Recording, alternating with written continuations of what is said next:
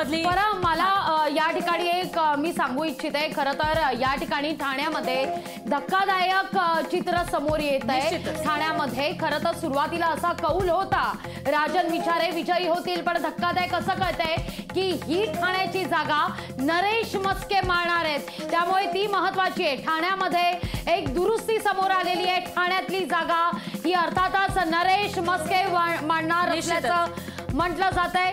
ठाण्यामध्ये आता येऊया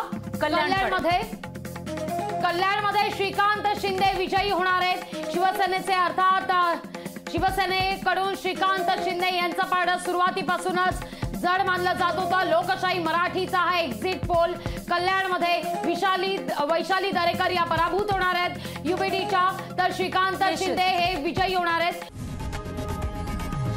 लोकशाही मराठी ऐका, पहा, जागरूक रहा।